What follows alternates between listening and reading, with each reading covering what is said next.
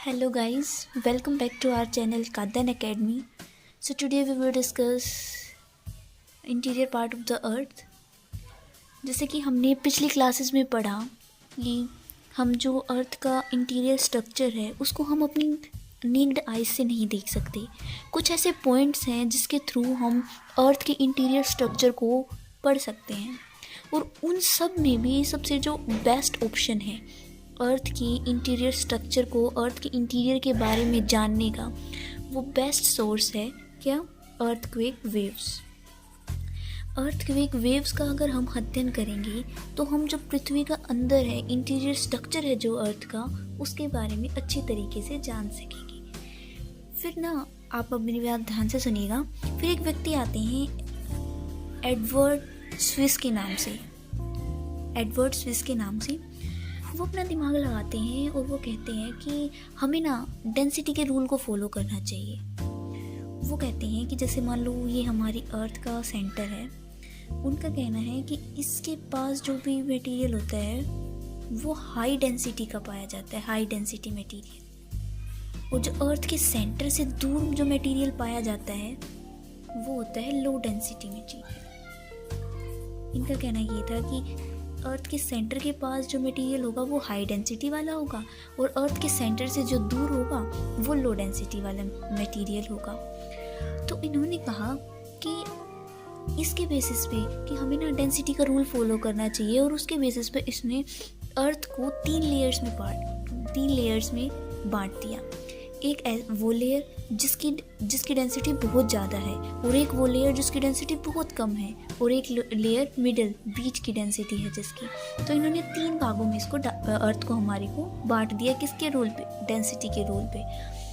तो उन्होंने उन तीन लेयर्स को नाम दिया, फर्स्ट क्रस्ट, सेकंड मेंटल और थर्ड कोर। जो क्रस्ट है वो अपर मोस्ट लेयर है, जो मेंटल है वो मिडल और जो कोर है वो इनर मोस्ट लेयर। ठीक है, अगर हम इसको देखें एक डायग्राम के थ्रू समझे तो मान लो देखो तीन पार्ट में इन्होंने डिवाइड कर दिया। ये क्रस्ट, ये मेंटल और ये कोर।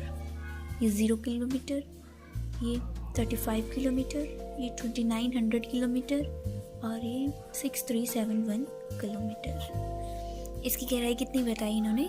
35 किलोमीटर और मेंटल लेयर की 35 से 2900 किलोमीटर और कोर की इन्होंने गहराई बताई 2900 से 6371 किलोमीटर तक। ठीक है, अब जो हमारी क्रस्ट लेयर है इसमें सिलिका और एल्यूमिनियम ये पाए जाते हैं अधिक मात्रा में। ये दोनों मिनरल्स हमें सिलिका और एल्यूमिनियम पाए जाते हैं। इनकी पाने की वजह से इसको नाम दिया गया है सियाल।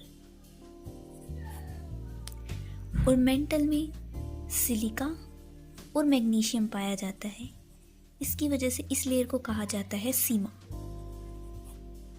और कोर में पाया जाता है निकल और फेरस, इसकी वजह से इसे नाम दिया गया है नेफे। क्या? नेफे।